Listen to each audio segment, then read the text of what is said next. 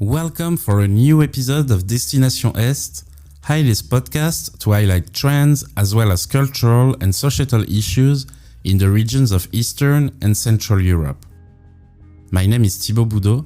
I am the founder of HAJDE, and I invite you to travel with us from Greece to Ukraine via the Balkans and Central Europe.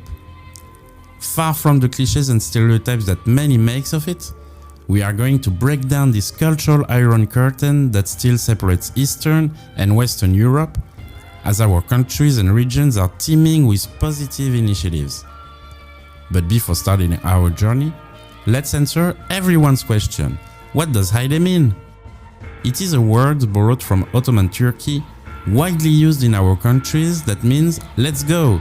So buckle up and get on board with us towards Eastern and Central Europe. So we're here at the SHARPE Festival. Zuzana, you work for the SHARPE Festival. Mm-hmm. Can you introduce you, say who you are, what you are doing here, what's the SHARPE Festival? Yeah, sure. So my name is Zuzana.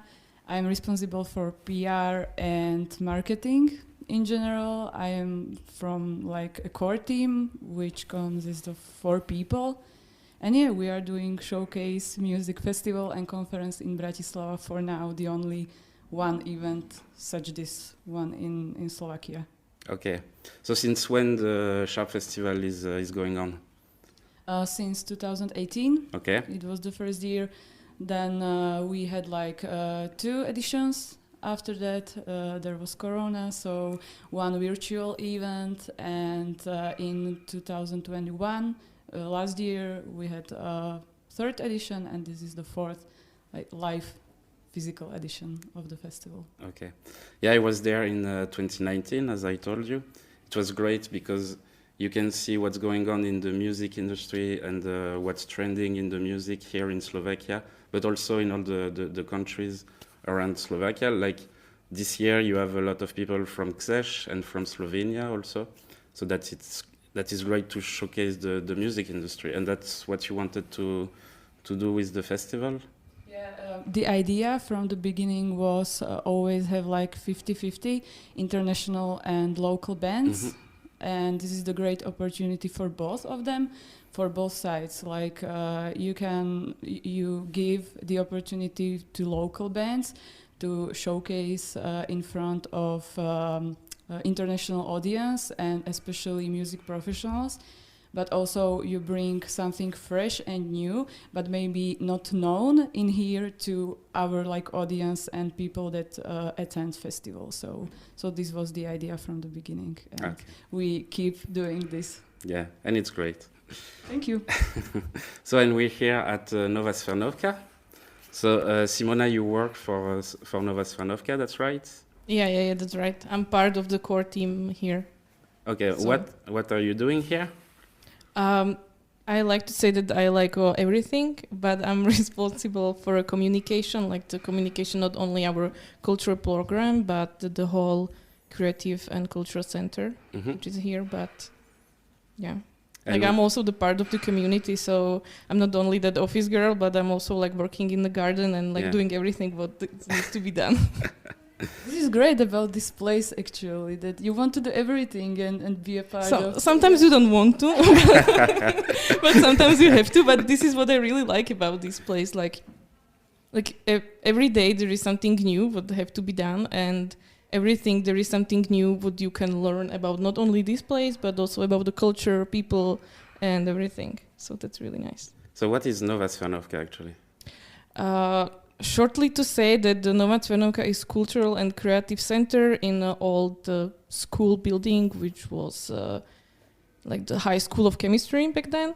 But it's not really easily to say it such a like in a short sentence, because like Nova Cvernovka is everything. Nova Cvernovka is a community, like in the first place. Nova Cvernovka, like it's a studio of artists everywhere. Nova Cvernovka is just a place, and you know it's really hard to explain, but it's some place where you can be free. I would like to say, like, and it's also like a cultural center where a lot of events are happening, but not only music events, but also exhibitions, discussion, some small festivals, not only SHARPE as a music festival, but we had here the Festival Nasuti, which is what is a festival for I don't know how to say it, not upcycling art, but like we are really like taking care about a lot of green solutions and green topics also in art, but also like here in our park and in our everyday life. So, yeah. Okay. And I know that you are part also of European network. Oh yeah, like a Trans Europe Halls also, and we are also part of Live Europe. Yeah. I think we are like a new member there, but it's really nice to be like in Live Europe. In a Trans Europe Halls, we are we are there a little bit more time. And yeah, last year we hosted Trans Europe Halls meeting, and it was really amazing. Hello, guys from everywhere. Yeah, I saw Paula at Mill in Lisbon, and they were meeting with all the guys from Live Europe with Elise, and it looks like it's a great network for a venue like Nova Cvernovka to because bigger. like we are trying to work with a lot of young artists from not only from Slovakia, but like we are in Bratislava, which is the biggest city here, and a lot of artists are here, and I think like Live Europe are really helping us to also like show them to the rest of the Europe and bring here some new talents we are like never seen before. Yeah, and do you want to be part of other European network maybe or project with Creative Europe? Or? I think and like I think we are in a lot of projects I don't really know. We are in Manifest 2020. We are in the Bauhaus, like these. Big networks, and also like in Slovakia we have a small network, like only our Slovak network, which is called Antena. It's a network for Slovak independent culture, which is really nice. And I think to connect with somebody who is outside of your border is really important, because you can get the new ideas and new point of view on everything what you are doing, and it's really great, and find a new inspiration. Yeah. Okay, and so you have also, I mean, all the young people, I mean not all the young people, but a lot of young people from Slovakia are coming here to see shows, to work also during the day. I mean, is it like a trending place here in Bratislava? I would like to say yes, but also like there is a little problem, because like Bratislava is a small big city, I would like to say, and people are lazy. Yeah. Like it's only 15 minutes by bike to come here from the city center, but for somebody it's like, no, it's too far. I'd rather go to a club in a city center. Yeah. Okay. But it's like 15 minutes from the city center by one tram. Yeah. And 54 minutes if you are walking, so it's not so far. Yeah. But also like if you get here, like for example in the summer, it's amazing because you have a big garden or a park, or I don't know what to say, and you can spend the whole day here. And it's like impossible in Bratislava, and you don't have to buy a beer or something. Like we would like to give you buy something and support us, but there is a little kinder playground or something, and we have also sauna. It's not open for a public, but somehow if you text us, you can get there. If you know right people. Right? So text us on Facebook, I will answer it. Now you know the secret of Nova Cvernovka. Oh, there is a lot of secrets. So we'll be back with you, Zuzana, about the festivals. What's trending today? What's the best artist that you've booked for the festival during the 3 days of the festival? What people need to see when they come, if they come at SHARPE? I mean, yesterday it has already passed, but if they are coming tonight, what will they see? Actually, this is the thing about the festival, that at SHARPE we don't have any headliners. We are trying to do like really equal dramaturgy or a lineup of really maybe smaller but upcoming and potential talents. And all of them for us are like really worthy to see. and we really choose like from our local scene the names that we know, and we know that they want to play a lot and they would like to maybe go international with their music. And also international bands are those we saw on other showcases. And I'm not a booker, but our bookers, they always book something they saw, and they know that the show is great and they want to have it here. So they don't just book something they saw video on YouTube or something. Mm-hmm. They really want to have here something like special for them. And yeah, so no headliners. I think all of bands are really good at their genre, because we are genreless. It's like we are not focused on I don't know, electronic or something. We have everything here, and the one key element or a criteria we want or are searching or find in bands is that it should be innovative. Yeah. I would say. Yeah, innovative. So we don't mind if it's hard rock or hardcore or techno or even world music. We are fine with that, but it should be like innovative and fresh and yeah, contemporary. Yeah. I would say. Okay. So yeah, yesterday I saw all of shows that were at underground stage. It's the basement. Yeah. Basement of Nova Cvernovka, and there were especially electronic or experimental or techno artists, and all of them were really great. Yeah. But I also saw some other genres, and everything was fine. Sorry, I don't remember, because I saw a bit of everything really, and yeah, there was no show I would be bored or I would like to leave. You know, so. Yeah, yesterday I saw. I really liked Amélie Siba, but I've already seen her at Nouvelle Prague. She was playing alone at Nouvelle Prague. Yeah, she was solo at Nouvelle Prague, and it was. I really enjoyed it there, because even though she was solo, it was really like immersive. Yeah. That she like fulfilled all the space.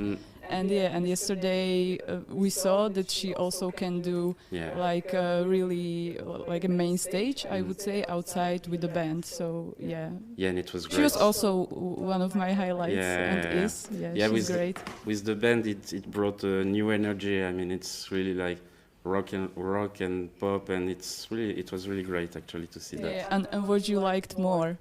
Like her as a solo, or I liked her better with the band. With the band. Yeah. Okay. I mean, it's the energy in like in Smoke, the song Smoke or Ljubljana. Also, it was really great. Really. Oh, so you know the songs? Yeah. I know. You really like her. I almost know them by heart, so I tried to sing a little bit. She's from Czech Republic, and it's kind of, I would say, we share the music market, because we both are very small countries. And here she's like, there's a hype, and I think it should be, and all of us want her to really go big and international. She's great. Yeah, and she was playing also here, I think, like a few months ago. It was really nice. Yes. It was really nice. Like, she was playing inside, and yesterday she was playing outside. Yeah. Cool. I hope she enjoyed it. But maybe for us, we don't have headliners, as you said, but kind of highlight for us was definitely Isamazing. It was on the kickoff, like on Thursday. There were only 2 gigs or shows, and this was very special because he did an album called Blurry AF last year, and it is like a really great album. And he had many guests on it, and this show was very special because not all of the guests, but many of them was here live with him, and this is something you should definitely check. Isamazing. Okay, I will. I think. And he won the Radiohead Awards for this album, right? This year. He even won the award of our local I would say station that plays also independent music, and he won, I think, the album of the year. I think this. Okay. but also according to, for example, Full Moon magazine from Czech Republic. Yeah, for them this is also like one of highlights of albums that was released last year. So Okay, all right. definitely check it out. I also saw Sam Handwich. Yeah, I really liked it. Really. it was great Yeah, actually. Yeah.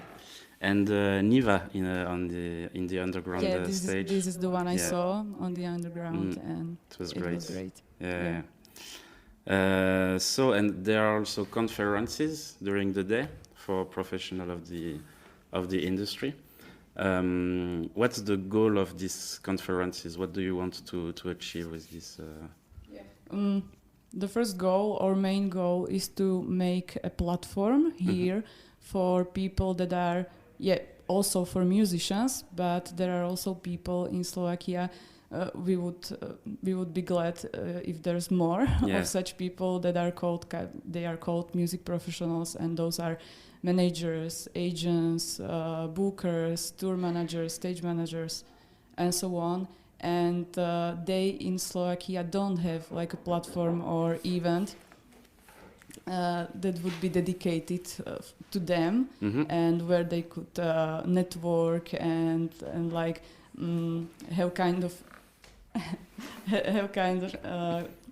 I would say education, or where they can listen to what is trending in this industry. Like hot topics are, as you mentioned, green solutions and so on, and those are like things that are emerging more and more. And online you can search anything online, right? But it's different feeling to get together and talk about it and hear it from professionals from their area of music industry. So and we also want our local musicians and those kind of people, those music professionals, to have like an opportunity to meet music professionals from other countries. This is the main goal. So. All right, and it's great to meet also all the people from the music industry, network with these people. I've been to. It's like really informal. It's not like an email that hi, I am this from this band. It's like it's better to meet in person. Yeah, it ends in trash or spam. But here you can just come to some music professional and say, let's go have a beer and talk about something. And that's a great way how to do this. That's what I like about Showcase and Conference Festival, is that you can meet a lot of people there, you can network a lot. And that's what I've been doing for the past few years before coronavirus. I went to Ment, to Sharpe also, to PIN, and to some other festivals, to Nouvelle Prague, where I saw you. And it's great to meet people in person, and then when you are going to another festival, you meet them again, and you can speak about life and everything. And you can approach them very easily and informally, and they remember you, and it's different than through emails and online communications. So. Yeah, definitely. I just wanted to talk also about the culture in Slovakia. I saw that you have a new president since 2019. Is she still there? Yes, she is still there. Okay. Is she good? I mean, I saw that she's from a Green Party or something like that. She's not I think from some party. She's really independent. She's just supported, but some kind of these type of parties, I think. She was supported or part of in the very, very beginning, but by the time she was candidating, how you say that? She was independent. Okay, all right. And is she helping the culture here in Slovakia? How is the state of culture today in Slovakia for underground culture or for these kind of places? It's very hard. It is really hard because when I had this conversation a lot with my colleagues, I think the culture in Slovakia is in the end of everything. We as a state have a lot of different problems with our health system, school system, blah blah blah, everything. But what is great is that there is a lot of spaces for independent culture around all the Slovakia, not only here in Bratislava, but you can find, for example, Tabačka in Košice, which is like an amazing place. Smaller regional cities, and they have like I would say big for or not big in spaces, but yeah, they have their own. They had some cultural influence centers. And but it's also like because I'm from Žilina, I was like, let's say, growing up at Stanica, Žilina Zarečie, Nová Synagoga, which are the same places like Nová Cvernovka, but also they have some problems like with young people, like they don't want to go because like people are going from the regions to the big city, like here in Bratislava, but there is still some interest. But the biggest problem also, it's everywhere, are money, because we are supported by a Slovak Art Council. We are really thankful for that. Also, like we are trying to find some finances from the private sector. We have a big support from a foundation of VUB, which is a bank. But still, like you have to take care about a lot of stuff. And I think the COVID really hurt us, but not only about that we cannot do what we like to do. I think it was super nice that we switched and we made a lot of online program. It was like, and I saw it like everywhere, like everybody wanted to do something and wanted to say like, yeah, we are here and we are really working. Like we don't have to go to work in some shop or something to do, because like art is work. And this is what we were talking like 2 years through these Corona times. And it was really difficult for a lot of artists. And I think the industry lost a lot of professionals, like not the artists who are playing, but like everybody who is working in the background. You don't see like the people who are taking care about the sound, about the lights, like helpers who are building all these invisible cultural workers. Yeah, and like these peoples are, for me, like they're the most important part of all. You know, like you can make, let's say, you can make a show somewhere as an artist, it's important, but without this support, like we are a team, we are a big community and we need to hold together. But it was really hard.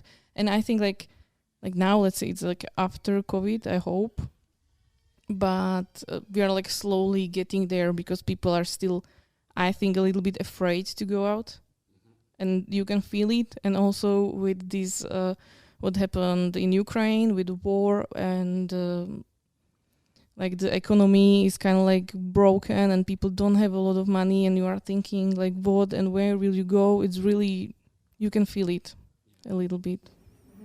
And it's the problem with Bratislava, it's that I mean, for tourist people, they just come for a day, they just stay in the city center, and they don't come a lot in the suburb. I mean, even if it's 15 minutes with tram, it's not, I mean, it's really not far. Nová Synagoga it's really close to the city center, a bit like Ment in Ljubljana, which is not far also from the city center, but a bit apart. But the problem is that I mean, tourists, they don't come often in outside of the city center. Yeah, that's right.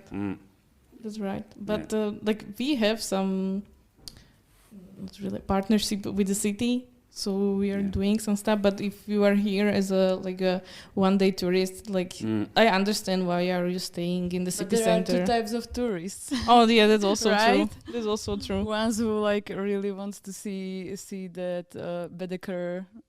Like these types, and we go to the old town and see every old building here. Yeah, we should do a Baedeker for like the other half. But it does exist, and I don't know if like it does exist. Sorry. We have a map, but I think this is only in the Slovak. And more alternative and independent spaces and centers this is only and in places. But this is a map, and it was done by Antenna, like the. It's in Slovak. Yes. But everybody can learn Slovak. It's not such a hard language. But I think it does exist in English also. But for example, I can show you how many cultural centers we have in Slovakia. Let's demonstrate. Wow. We are here. And 3 are here in Bratislava. Or 4, okay. Oh, that's a lot. Yeah. Nice. All right. Do you want to add something to the discussion? or you said? Yeah, I would like to say that, we are in a music festival and mostly we are talking about music, but what is really important for me to say is I really like how you work with the sound, with the light, and all the visuals, with, what you can see here. I really like that. Because I came on here. I wasn't here yesterday, and it was after a week when I was away, and I came into the a new building a little bit. It's really nicely done. Yeah, and this is maybe another thing connected to what we mentioned. We also try to not only with bands, but also with those staff and music professionals that are really good at what they do around Slovakia. We for example, don't have only light engineers, is it? And sound engineers from Bratislava, but also from other cities and other clubs that are here in this. Cool. Yeah, from regional cities, and we know that they are good. So we just invite them here, and we want best experience for our audience and visitors. Yeah, and it's great you noticed. Yeah. No, actually, it's a great festival, and I invite all of you to come. It's every year in April in Bratislava. We're really glad you are here and that you're spreading the word. And I try to. Everyone should visit. Yeah. It's something different. And very really Eastern Europe, but not that east. Yeah. Vienna is still close. Vienna is very close, so also flights are no problem. Yeah. Then you have Budapest here, less Yeah. than 2 hours by car. So it's a great point on the map, I would say. Yeah. Last time I came with a plane from Lyon to Budapest, and then I took a bus. And this time I wanted to go green and to go slow tourism. So I took a bus from Lyon to Prague, and then to Bratislava. It took me almost 24 hours. Oh. But it was great. That's a dedication. Yeah. I often do that. I mean, I went a few years ago in a Love Fest in Serbia, and same, it took me almost 2 days to get there. Mm-hmm. But if you come by train or bus or by a combination? Plane first from Lyon to Venezia, and then only bus. But it was quite long between Zagreb and Belgrade. It was really, really long.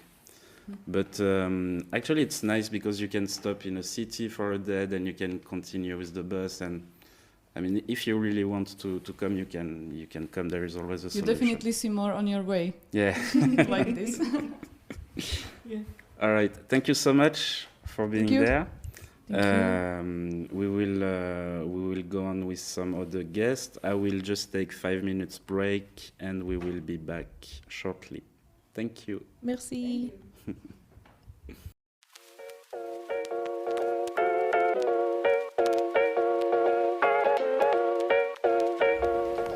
And so now we are with Tetyana. Hello, Tetyana. Hello. Can I ask you, how are you? That's the most difficult questions for me in the past 2 months, because you either have to explain so much, or you just say I'm alive. Yeah. That's enough for now. Where do you come from? Well, my home is in Kiev, in the suburbs of Kiev, but I'm temporarily displaced with part of my family, actually, with my kids and my mom, to Slovakia. We're staying here, and my husband is at home in Kiev, and the rest of the family is there as well. Okay. So what are you doing in Kiev usually? I work for the institution named Ukrainian Institute. It's the cultural diplomacy institution, like the Institut Français, the British Council, the Goethe Institute. So our work was and is to tell about Ukraine with its culture abroad. So we mostly work outside of the country, telling about Ukraine and spreading the word about Ukrainian culture, music, arts, theater, cinema, etc. And actually, I have to say that since February 24, I think we started doing even more of our job, because the world hardly knew anything about Ukraine just 2 months ago, and now everyone is speaking about it, and everyone is interested.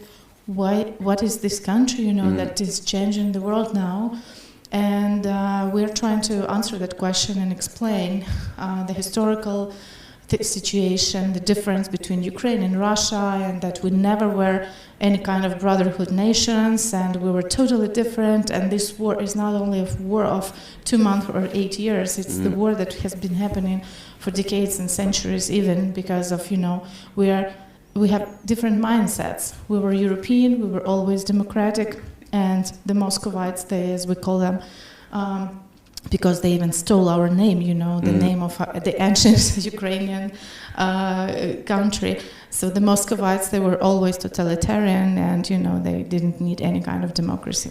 Yeah, I had an interview a while ago in December with Masha Kondakova for the film Inner Wars. It was really, really interesting discussion, and it was before everything happened. But there is a lot of things going on in Ukraine. I mean, a lot of movie, a lot of places, also a lot of venues, a lot of underground music. A lot of artists are also playing in Ukraine. They are going outside.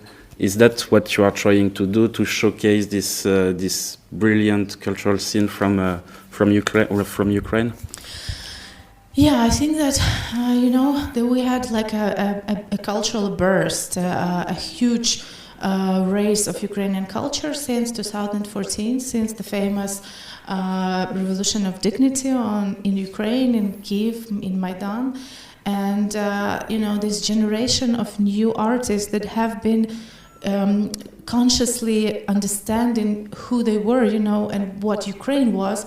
I think they are so powerful now that no any kind of war can stop them. And I mean, we have been actually living throughout war for 8 years, because since Russia occupied Crimea and Donbass, there were shootings and guns and shellings somewhere on part of your country, and you could not forget about it. So we kind of that was a delay in this full-scale invasion, but the feeling that the war is here was there for years. And there were a lot of I think magnificent pieces, artworks that were done about war and at war. Like, for example, the famous film of Irina Tsilik, The Earth is Blue as an Orange, that won the Sundance Prize, or a lot of poetry books. And Sergei Zhadan, who was almost nominated for the Nobel Prize, he writes everything about war in the last 10 years, I think. So, and I think, I think the outstanding thing about this war is, I thought, artists would go silent, but instead they started being, even more inspired. They are producing tremendous amount and great quality of artworks. I just came from Venice Biennale this morning, and we presented the National Pavilion there. But on the side from National Pavilion, I could count at least 10, and I don't even know about all others, 10 beautiful projects by Ukrainian artists presented by international institutions, or just guerrilla actions by themselves.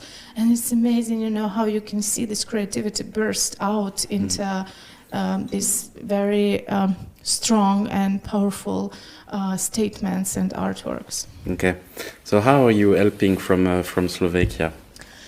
Well, I have to say that the pandemic taught us, you can work from anywhere basically. So practically when the war started and, people starting to move around the country, the work hasn't stopped for a moment. I myself, being just 1 hour away from my home, I started immediately working and doing some things and finding out where the team was and just thinking about how to reconfigure our work on distance. And so now around 50 people we have in the company, in the team, are I think in like 10 different countries, and so we don't have the chance to meet in person, but we continue working almost 24/7 and doing a huge number of work. With all these online means today, you don't need that. And for those who can travel, and that male are not allowed to go, but women go, and we have a lot of women and girls in our team. We do travel a lot, presenting Ukraine, working with the partners, meeting, getting new partnerships. So we're doing even more work than usually. Okay. And how can people help you? There are actually a lot of ways, of course you can go out in your city for a protest or a march, because every city on earth I think now has those Ukrainian marches, and that's extremely important to remind people that the war is not over, remind governments of the countries that we need weapons, we urgently need weapons to fight the enemy, to fight this evil. But also, if you're not professional, give a voice to Ukrainian culture, learn something, about it, and give an opportunity to others. Translate a book of Ukrainian writer, or turn on a Ukrainian song on your radio station. Of course, there are also some ways to donate, and we highly recommend, finding some local initiatives, grassroots initiatives, because, those huge international institutions, they are bureaucratic, and sometimes they fail to achieve the final person or institution that needs it. But there are a lot of initiatives from the artists themselves, from the initiatives in Ukraine or outside of Ukraine, that can be there, reach the person immediately, and that's the best way to do it.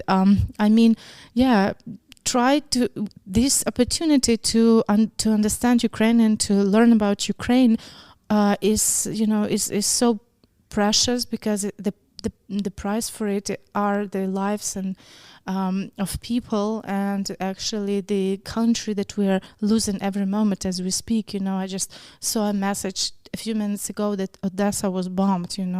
Some peaceful quarter, just a block house was with a hole inside, and I assume there might be also victims there. So it happens as we speak, and it doesn't stop, unfortunately. Yeah, actually I spoke about music export to Ukraine. I've met the girls from Miu at Nouvelle Prague. I will put the link in the chat. Because they have done some playlists about musicians from Ukraine that you can listen to. So you have to give strength to artists from Ukraine, and you can listen to their music. It's really, really great music. Like there is Alyona that used to play a song with Vladimir Cauchemar from France, which is really a great song. But there are also a lot of artists. Even the Pink Floyd, Yeah.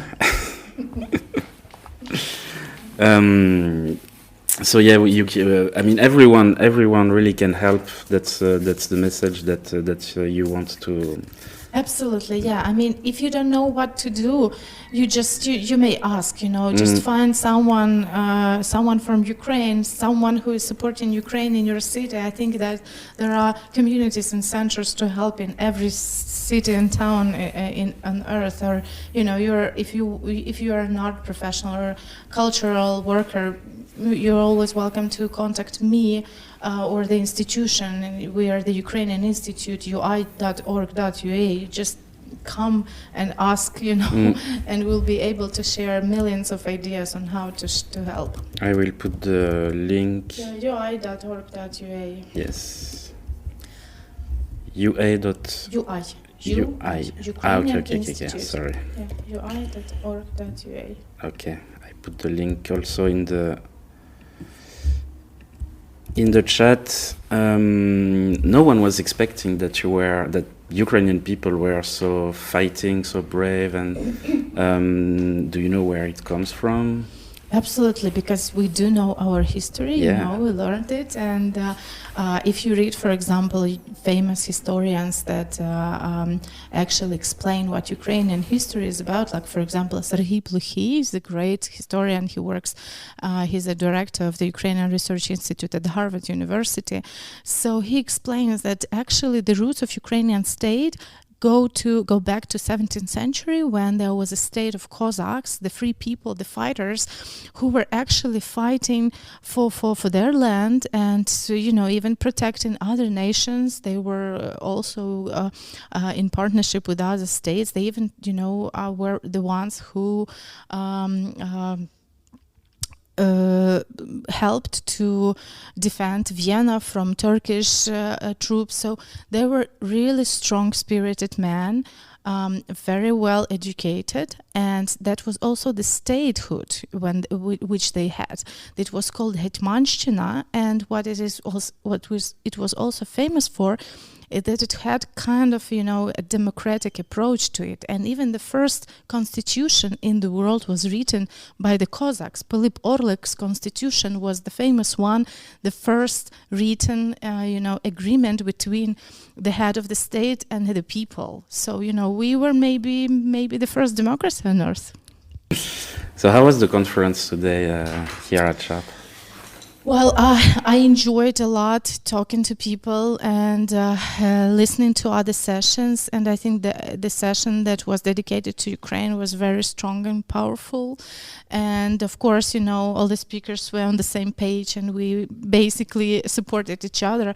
But nevertheless, I think we were able, to really explain what the situation is in Ukraine. What's the essence and nature of this war? That's the neo-colonial war of Russia and Russian Empire against Ukraine, and that we are protecting our sovereignty, and we are there to fight, for the values of Europe. And that culture matters. Culture is important in this war. That's also another front, because Russia was always using its art to kind of make an image of something else, to make another lie about what they were, while they were really just a hostile and aggressive empire. And so it is super important, and this is something we've finished with, that now we have the turn to speak. Now we have the right to explain and to show our culture, and Russians must keep silent while their guns are killing our people. Yeah, actually a lot of people are saying in music industry, but also in culture in general, in sport also, to continue inviting Russian people if they say that they are against the war, or even if they don't say anything. I'm not sure it's a good idea. I think that to prove to Putin and to the Russian that they are wrong in what they are doing, you need to cancel them everywhere. I think for now, and then after we'll see what's going on in the future. But I think everyone should do like that. I don't know what's your thought about I absolutely agree. I think that inviting Russians now is like justifying their crimes, and while they are killing people, they as a state and all the citizens of that state, even if they don't feel themselves the citizens of the state, but they actually are, because they have passports, they pay taxes, and those taxes are spent to buy the weapons that are killing us. So if they are still the citizens of that state, they take on responsibility. They don't want to get away with it, just because of stating something. And I think, this, as I mentioned, this war has been for longer, and they have been already guilty of suppressing our culture. And as one colleague of mine just said at the panel, that if you are a good Russian and if you really support Ukrainians, give your slot to speak to Ukrainian, because you've had your time to speak. Now let us speak, because we were not able to speak for ourselves for decades and for centuries. Now it's our time. Yeah, and actually also you show in 2014 with Maidan that people can have a voice. So even if it's difficult in Russia, I mean, I don't know I can see what's going on, and that a lot of people are arrested if they are going in the street. But I think that if you go with many people, and if you are trying, I mean, it's 2022, you have information everywhere, even if it's blocked. I mean, you can go on the dark web, you can always find the information.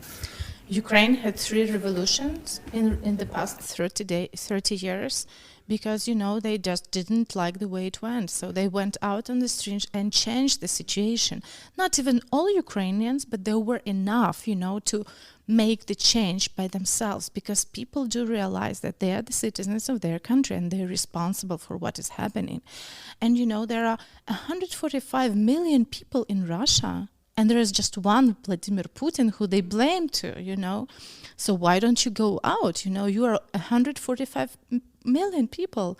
Take him off, change the government, change the state, make the difference yourself. If not, then you're part of it. You're part of this crime. Yeah, I really agree with that. How is European Union helping with the culture and everything? I mean, well, of course, we do understand that weapons go first here, because as there is no dialogue possible with the aggressor, the only conversation is the gunfire. So the first thing is the weapons, and I think that we are grateful for all the help that we get from all over the world, and first of all from the countries of the European Union. First of all, our neighbors, closest neighbors, Poles and the Baltic countries, and they do understand that if Ukraine is not able to fight the Russian Empire, then they will come to their countries and their borders, and then there will be war inside the EU country. So I think that's, the first thing that makes most of the countries. We cannot say that all of the countries in EU have the same position. Some of the countries, like Germany, is, showing a very strange position in this war, and, there is no explanation and no justification on how they treat this situation, and they will be also responsible for that at some point, of course. But a lot of the countries are helping with weapons. A lot of the countries are hosting temporary displaced people. There are almost 4 million people who had to leave the country, mostly women and kids. And we are so grateful that they have, found homes, and they are fed and they are safe and they are treated well. And it's a great help, of course, from the EU. There are also a lot of opportunities for cultural workers and culture in general, and there has been a lot going on about Ukraine on the major stages and major institutions around the globe, and we cannot. We surely have to be grateful for that. An exhibition in the MoMA is something that we were not able to reach for decades. Now it's been there in like a few weeks after the war started. So, I mean, there are a lot of things going on, but very important now that this interest towards Ukraine and towards Ukrainian culture is not just the emergency response, and it will be over since the battle is over and there are no more like fighting. It's really important that this interest and this cooperation with Ukraine stays on, and becomes lasting, becomes sustainable partnership, because Ukraine is an important voice in the European conversation and the European choir. It was always there, and it has to go on, because I think there is you can hardly speak about Europe not speaking about Ukraine nowadays. Yeah, and I think also that Europe needs to change the criteria for new countries to come in. I mean, it's for me it's really important that Ukraine should be part of the European Union, because people there really want to be part of this. Even the new politicians that are coming are trying to make a lot of effort, and I think you have more your places in European Union than Hungary. I mean, but yeah. So what artists should we listen to? Should we see? Should we stream? I don't know, dozens. It's a hard question. I mean, it depends. Is it academic music? Is it jazz? Is it mainstream? Well, I adore Ukrainian female singers. I adore Onuka. Jamala, I think, is an important voice of both Ukrainian and Crimean Tatar cultures. Dacha Bracha and Dach Daughters and Boombox and Andriy Livnuk together with Pink Floyd or not. Alona, the one you just mentioned already, and Kalush. I will just, continue naming. I mean, there are a number of lists now on different platforms, Spotify, Apple Music, whatever. You just have to, search and take your own experience into Ukrainian music because it's really diverse. You can find anything there: jazz, electronic, cosmetic, classical, whatever. You just dive in and you will find your island of favorite music in Ukraine. So do you want to add something? I will. We didn't have. I mean, we have a lot of time with you. It was really great. I will let you go after that.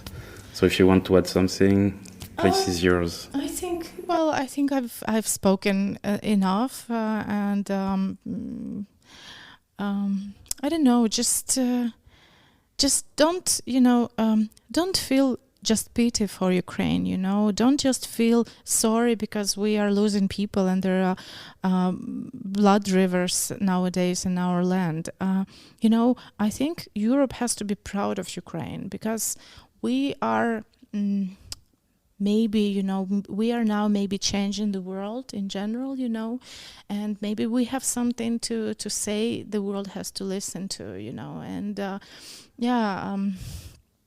I think the world was ready and was expecting some kind of change, and change doesn't always come with something nice and comfortable. You have to get out of your comfort zone, and we thought maybe pandemic was our problem, but it seems not. Pandemic was just the leisure time we spent at home in our cozy houses, and now that's the real thing coming. And I'm pretty sure that it's just the beginning of the huge change the world is going to come through in the next years and decades. And we just have to, be there with the world and don't lose the temper because, it feels really for us now that time in Ukraine goes faster than anywhere else on earth. I can physically feel that when I travel, and, you just have to keep up the speed Ukraine is giving the world now because I think the history is happening there now in Ukraine. Thank you so much, Tetyana. Thank you. It was a pleasure to speak. Thanks.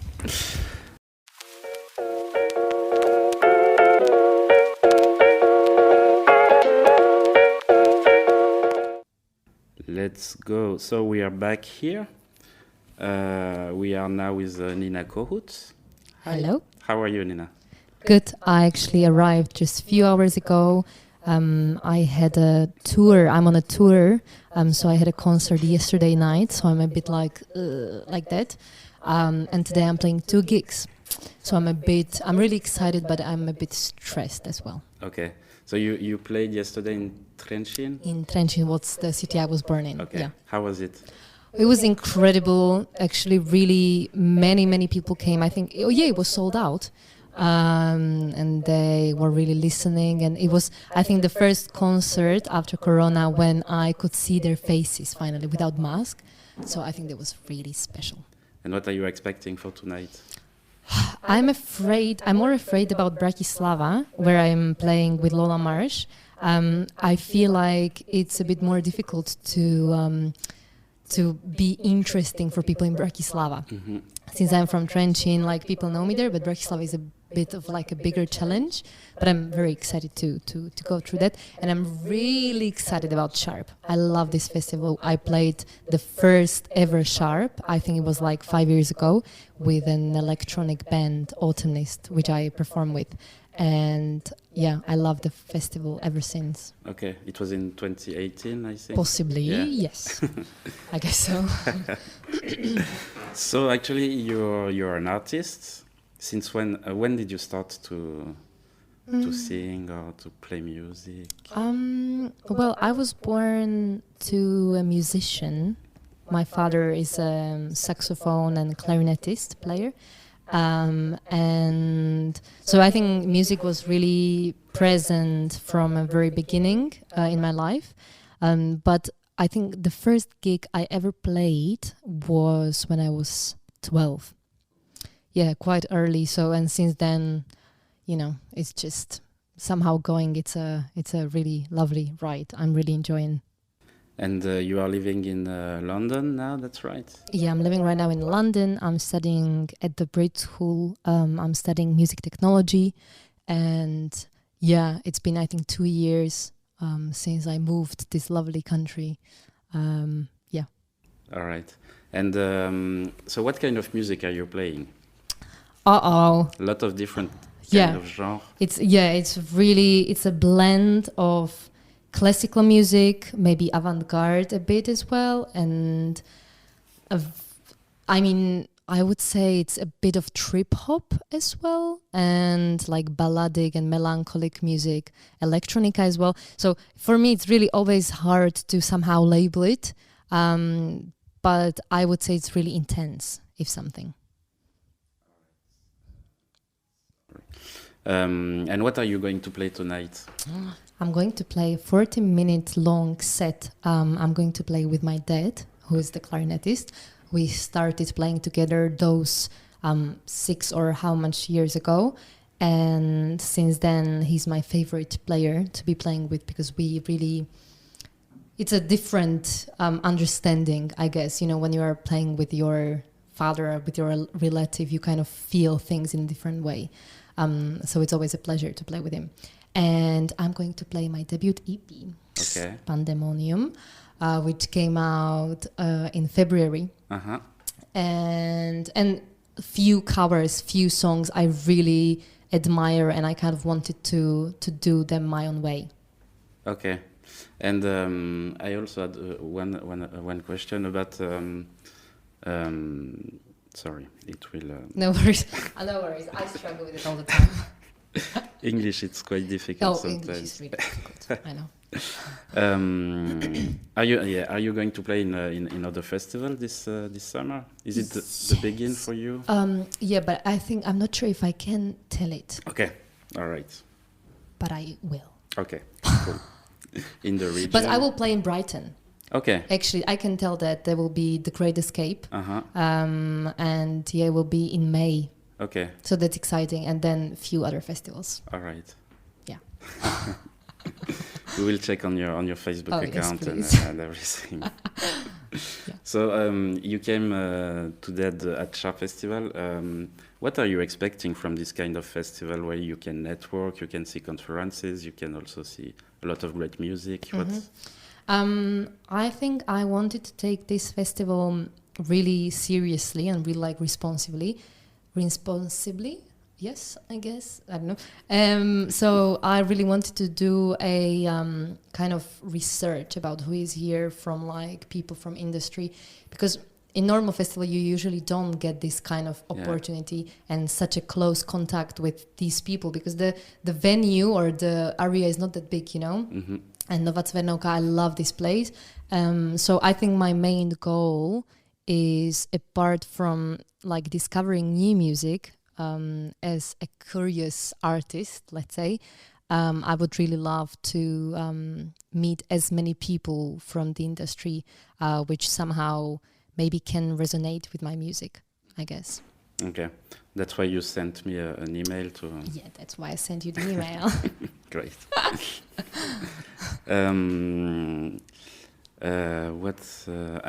I just wanted to say also in the chat, if you have some question, feel free to ask. I can ask Nina the question. Hello, people. There's not a lot of people, but... That's okay. We like those little ones are there. Yeah, yeah. And it will be also in replay on YouTube. Okay, yeah. good. So we will also play a song of you after when we finish the interview. Do you have a dream festival where you want to play, or dream venue that you want to really want to play? I've always dreamed about playing in Iceland. That has always been kind of my dream, and because I really love Icelandic music, I love Sigur Rós and Björk, of course, and Olafur Arnalds. And there is the Icelandic Airwaves Festival. So that one, if I could connect playing that festival with like a trip to Iceland, because I don't have money now, but if I could go there and play and actually discover the country as well, that would be amazing. Okay. Yeah. And some artists you want to play with? A lot. Oh my God. Oh wow, really a lot. But actually, when I think about it, Sigur Rós would be, I really love to experience like magical, I guess, moments, and like kind of like otherworldly experiences. And I think with them, the soundscapes and the colors of, the sonic experience could be really, it could be just really special and beautiful. So that would be amazing to play with them, yeah. All right. And so we don't have any question for now from the people. From the chat. Come on. So you've launched an EP a few months ago. Yes. Yeah. What's going on next? Is there an album? Well, good Not question. yet. I mean, I still kind of feel really involved in the EP. Like since, I'm working on the post promotion and I'm playing gigs where I play the EP, it's kind of hard for me now to create different music. I always kind of need to let the EP in a way die within me, like in a really nice and beautiful way. But I think I would love to make an album. It always was a vision of mine because it's such a like valuable thing to have, to have an album. EP is lovely, but it's just this little thing. Well, album always seemed like a masterpiece. Like I would really love to treat that in a conceptual way maybe and kind of have this big collection of my music. And why did you go to London? Is it really to be involved in music, to meet artists, to meet people? I think it was mostly because I wanted to study music production.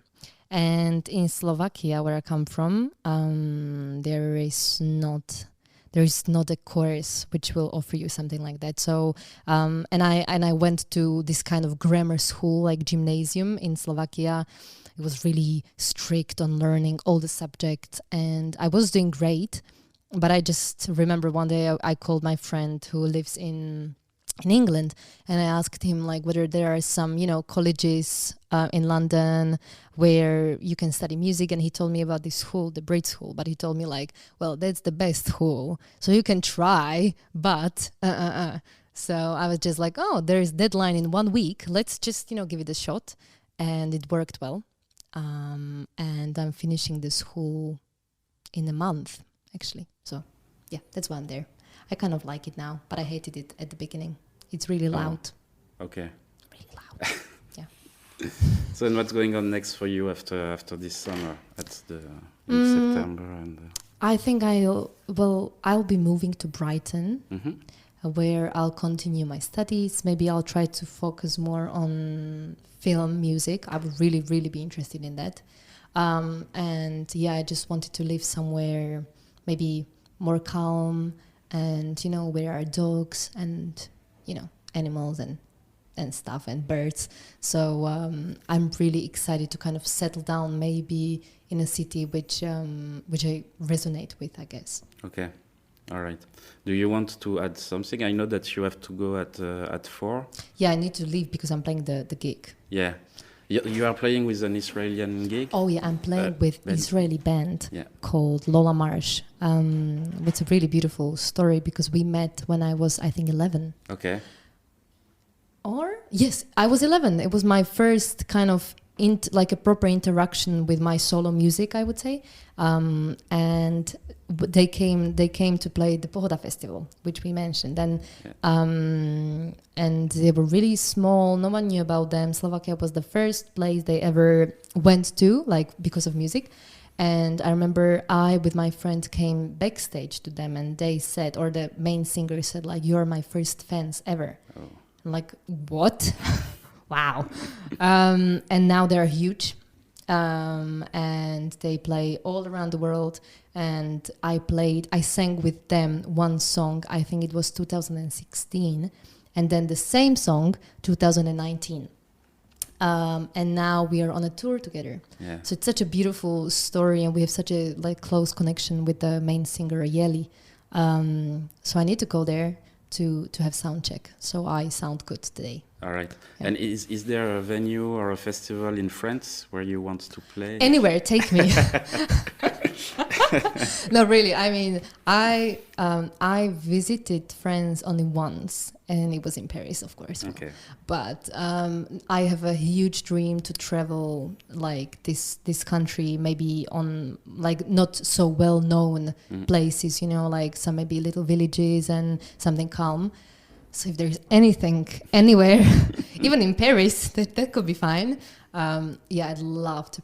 I've never played in France, so yeah, I'd love that. Yeah. In France, you should apply for Mama Festival, which is which is a showcase festival in Paris. It's in Pigalle. Oh wow! And I think they've launched the call for musicians like a few weeks or few days ago. Really? So I think you should apply there. I will. Do you have some contact in there? Yeah. No, I will apply. Okay, good to know. And it's a really great festival. Okay. It's in October in Pigalle in Paris. Really, really good. Because there are a lot of venues there. So is it like that kind of like Eurosonic? Like it's in the whole city? Yeah, I love those kind of not the whole city, but just area. Yeah, but it's a great festival. Wow. Yeah. Okay. I'll try to apply for sure. And otherwise, in smaller cities like Lyon, Marseille, Bordeaux, Nantes, Lille, there are a lot of gigs and venues there. So, you think I have a chance? Of course. Okay. I played SHARPE, so. Okay, cool. All right. Do you want to add something? Or? Who are the people who are listening to us? Like, are they French? A lot of French people. Oh, so okay. So So hi. If anyone is organizing some gig in France, and I hope you have a lovely time. Who are you interviewing after me? I have James Thornhill. Oh, we just went to his workshop. He's amazing. Yeah. So good luck with that. Is it your first time in Slovakia? No, it's my second time. I came already for SHARPE in 2019. Okay. And but I don't come a lot in Central Europe. I go a lot in the Balkans. But I'm going to go more often now in Central Europe. So no, it's amazing. Yeah, it has a really special atmosphere and kind of feeling about it. Even though it's not that like I would say not that luxurious or something, but it has a soul. Yeah, definitely. Yeah. So is it okay if we play Moonlight? Of course. Yeah? Yeah, definitely. So let's go with that. Thank you so much for your time. Thank you. Thank you so much. And I'll see you tonight. At what time do you play? I play 11 p.m. Okay. And cabinet stage. Yeah, over there. Yes, over there. I actually have a sticker for you. Oh, great. Wait, can I put this? Yeah. This, you see, I have, thank you. The sticker where it says where I play, who am I. Yeah, perfect. So it would be really lovely to see you there. I show that to the public, even with the QR code if you want to try it, see if it's work. Thank you so much for your time. Thank you. See you. Enjoy SHARPE. Yeah. I see you then in the evening. Yeah. Thank you. Very much.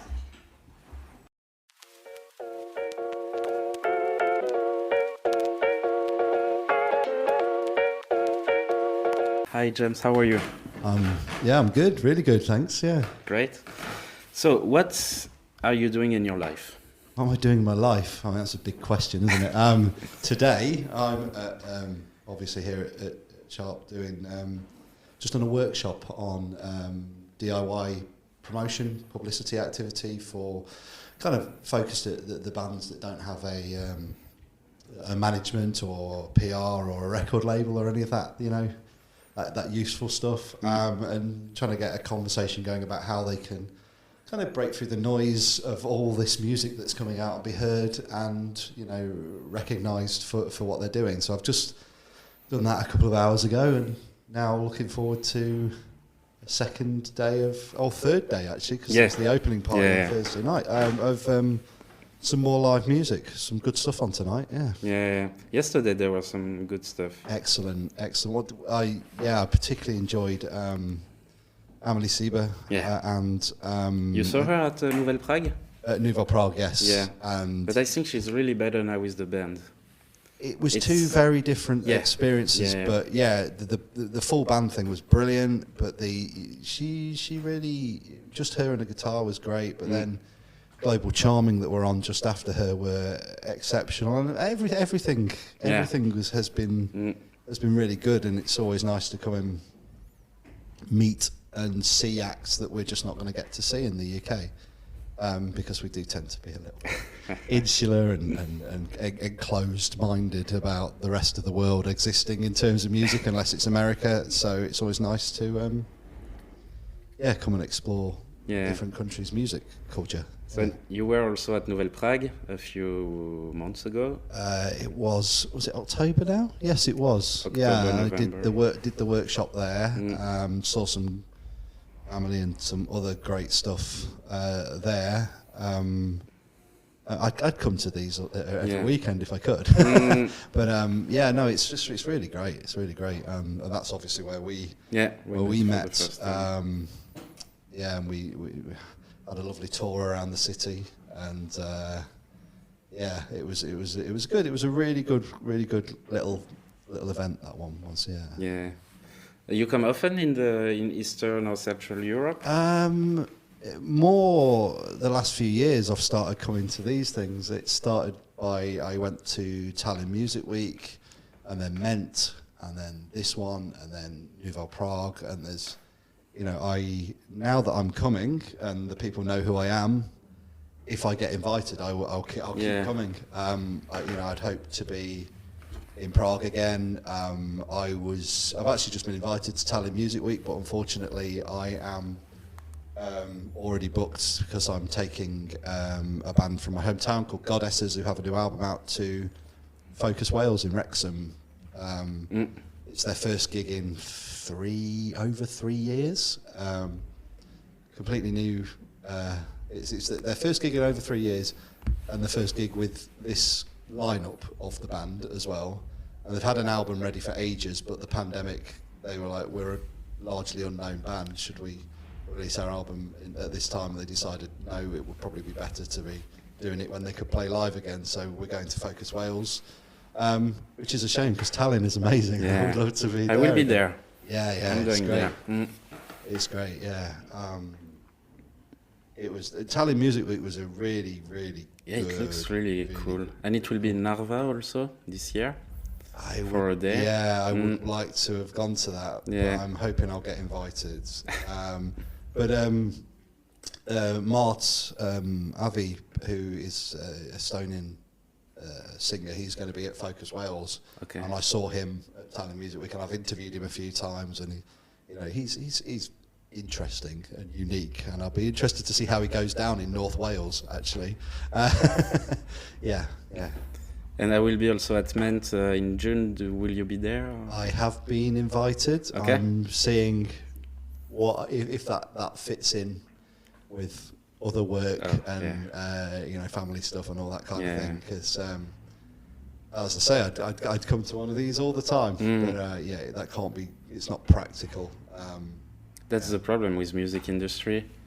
I mean, you have lots of work, and sometimes you need to rest. You need to calm down. I mean, I don't know how you work on your side. Well, it's not the job. It's not necessarily the job that I do that pays the bills.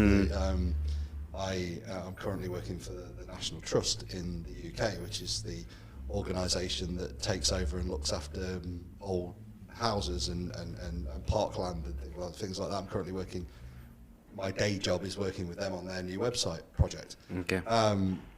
And then on top of that, you know, I do the music marketing stuff for bands, and you know, write for publications about music. But there isn't, you know, a lot of those don't pay anymore. And let's be perfectly honest about, you know, small DIY artists, they don't have money.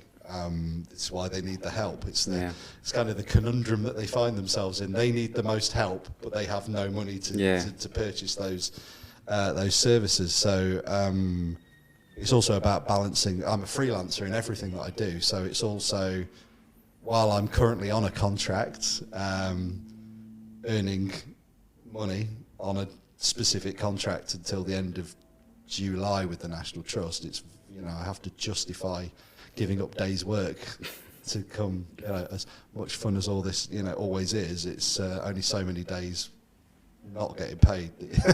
Starts adding up. But if I could just do this the whole time, I would love it. Yeah. And so you must have met a lot of new artists that are now trending, or? Yeah, over the years, or trying to think. Not trying to think if there's anybody recently that we've kind of. I think one of the again, we were just talking about this. One of the biggest acts that kind of we know a little bit that came in our radar was a British band called Idols. You know, we saw them early on when they were doing smaller shows, and we know them a little bit, and you know, it's just we've watched them grow and grow and grow and grow. There's some artists that I'm waiting to see if they do, but there's another UK band called HAJDE who are doing particularly well at the moment. They've just played on American television. They're doing really well over there as well. So that is a guy called Ryan Needham, who I went to college with. Okay. And I remember seeing one of his first bands in 1998 or 1998. I'm not that old. I'm getting confused by how old I am. I wasn't at college at 10 years old, honest. But yeah, and they've all been in all the band have been in various successful, moderately successful bands, and for 20 plus years, and now this band has just been, for whatever reason, the one that's finally connected big. In the US, they played South by Southwest festival in America, and I think they've just stayed out there touring for a couple of weeks, which is, I don't know if it was all pre-booked, but it just seems, to be getting, you know, colossal. People like Amelie Sieber, if she was playing in the UK, I think she could do really, really, really well. Well. So your workshop is about DIY promo. Yeah. What's your advice for the artists? To sum it up, the hour workshop summed up in a sentence. Well, I mean, I drilled it down to sort of a little slogan, which was plan, prepare, and persist. So the planning side of things is know what you're intending to do and when. So if you've got an album coming out, know when you're releasing it, and then know a structure and a plan of what it is you need to do at which point to get that. So if you want to get your album reviewed in the print press, you need to be getting that music to them at least a couple of months in advance, because the thing about the print thing on a monthly magazine is they're working a month ahead. Yeah. So if your album's coming out in March, they probably need to be aware of your album and having that music in January before, so that they can plan that into the thing. Online it doesn't matter, because you can have a review at any time, and that's fine. And then the prepare thing, make sure you've got everything you need to do a really good job of promoting yourself. And then the persistence thing, and I made a bit of a joke about it in the session, that by persistence I don't mean be the person that sends me an email and then half an hour later sends me another email asking if I've done something, and then rings me up and says, have you listened to my album? Not that type of persistence. Don't be annoying in the point that people are going to start ignoring you, but like not get in a negative headspace when you're not hearing back from media, when you're not, you feel like you're getting rejected, and don't get in that negative headspace when you're looking at other people's social media and it appears that they're doing so much better than you, because some of them will be, but also social media can be a complete, not a lie, but it's like a constructed reality. People have spent time and effort constructing that image, and that, you know, it's, the reality can be very different to the image. Yeah. So, yeah. There was lots of hints and tips in the session, but yeah, that was something. Yeah. And there is a lot of work here in Eastern and Central Europe. For me, I've done bits. Doing these workshops, Nouvelle Prague and here. I think that in terms of work, the thing that's happened from this last year and Nouvelle Prague and Ment and Tallinn Music Week is that it has introduced me to artists that I'd not seen before, that I've then ended up they go into the review obviously of the festival, but I've written for about those people on Under the Radar magazine that I write for the website occasionally. They do like a ones to watch list for the forthcoming year, and Amelie Sieber was on one of my picks for that last December, and Bulp, who I saw here in October, I spoke to him and did a column.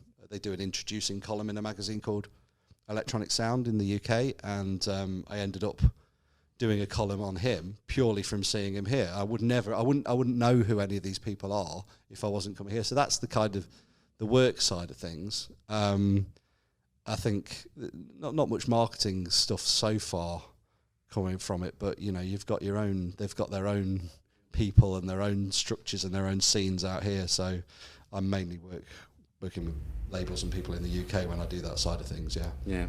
And actually that's the kind of the problem for artists here, is that they are I know this band from North Macedonia, Feng Shui, or this artist also, Black State, also from North Macedonia, but they are playing just in Eastern or Central Europe. It's difficult for them to go Western Europe, like in France, in the UK, in Spain, etc., or maybe in Germany. I don't know. What advice can you give them? For wanting to get to in the UK. Yeah. That was a question that came up. Play events like this is key. And when you're playing an event like this, one thing that not enough of the artists that do when they play at something like this is find out who's going to attend and then email them beforehand. Yeah. I'd say probably out of this entire bill, maybe 5 or 6 artists have emailed me saying, you know, come see my show. And I think all the people that took the time to email me, I think I've made maybe that extra effort to go and see them. Talk to people, talk to us, ask us what we're doing, and try and build a connection with us beyond sending us an email. Other than that, I think for the UK, if it's possible, over the next few years, is still play. I still think playing live is one of the best ways to get a foothold in to the showcase in festival. Anywhere, because you still get a connection from live music that you don't get from anything else. And you know, actually, I still think that, you know, an album can be incredible. But I think a lot of the bands that have attracted my attention to the point that I want to spend time checking them out more or working with them, it's come from something about them when I've seen them live all the time. And actually, if you're an artist also, the best thing is to go, to contact the export music office of your country, because they always have contacts. Like now in Eurosonic, there are a lot of scenes from Czech Republic, from Slovakia, from Slovenia, and it's thanks to SoundCzech, to Sigic in Slovenia, and to all these kind of export music office that are really helping, that have the contact in the festivals. Ironically, countries in the EU are much better at doing that than we are in the UK. I think we just assume that the brand of UK music is enough,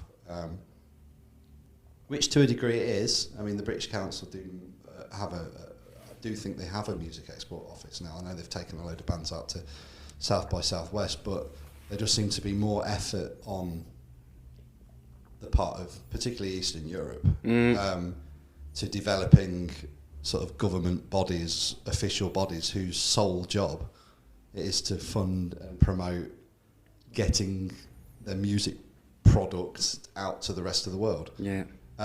Which maybe it's needed more, because British and American artists don't struggle to get an international audience. But I do think that we could definitely benefit from having a bit more culture-focused politics in the UK that understands just how much money it actually does generate and how good it is for the economy to have strong music, film, all these things. And I think we're a little bit far behind on that thinking compared to some of the European countries, actually. Yeah, but actually, it's kind of the same for France. Everyone is staying in France. I don't see a lot of artists here at SHARPE. Ment they will have like 3 or 4 artists from France. Yeah, I've done a few interviews with a French man called Junior who did quite well a little bit in the UK, got some radio play. They were due to play a UK festival in January, and I think they were the only non-UK act on the bill anyway, but they dropped out like a week before. Okay. It was COVID and travel restrictions and actually we have a music export office now, which is in the CNM, in the National Center of Music, that has been built like 1 year ago, something like that. The music export office exists since a while ago, and they are helping people to go live outside. Like I interviewed HAJDE at Ment Festival a few years ago, and she was playing there. So it means that also the festivals are looking for this kind of shows, and I think and in particular, there's a festival in the UK called Rockaway Beach that we go to every January, which is a weird time. It's literally 2 weeks after Christmas. It's a very strange time to have a festival, but over not this year because there weren't any on the bill, but before that, the last time we were there in 2020, just before the pandemic hit, and the year before that, for me, many of the highlights and the really big surprises were the bands that they brought over from the Netherlands, from Czech Republic, and places like that. I think it was Netherlands. Poland. Trooper played. Sweet Release of Death from Rotterdam, and they were the bands. And talking to festival bookers, one of their problems is that we to keep our lineups exciting, we need to be getting bands from the EU, America, and we're not getting them. And I think there's also a worry that if that doesn't improve, there's millions of bands. There's loads of. You're not short of bands in the UK, but what you might be short of is the bands that have a big enough name to sell tickets. Yeah. And if you're putting the same 20 bands on every year, at some point people are going to go, I don't need to go and see them this year again. And it doesn't keep it fresh, does it? It could be potentially a bit of an issue. There's not many bands I need to see that regularly the time, every year. And also, if that's what it develops, when are the bands having the time to go away and properly make any new music? We've just not stopped touring because we're the only band. We're one of the only 100 bands that anyone can book. Yeah, that's what I like about Showcase Festival, is that you can see the what's trending now in the music, and also the new artists that are coming, and it's really good because every year it's different artists, and you can see that one artist will be playing there, then he will be playing at Ment, then at Nouvelle Prague, and you can see that. But every year it's different. You don't have the same artist each year, so that's why it's perfect. This kind of festival. Yeah, I don't come to something like this to see bands that I already know. I knew Global Charming. I liked their album a lot, but I hadn't seen them live, so that was great. And it was actually a completely new set. They only played 2 songs that I knew off that album. Yeah. So it was completely new, and it was a new experience. And again, Amelie was with the full band, so that was a different experience to the last time. Although I do think maybe I don't know if she did. Did she do one of the secret acoustic sets? Because that they probably should have done that. Like, because people also need to get the opportunity to see just her, and like, because it was really powerful with the band. But I think she played at Eurosonic too.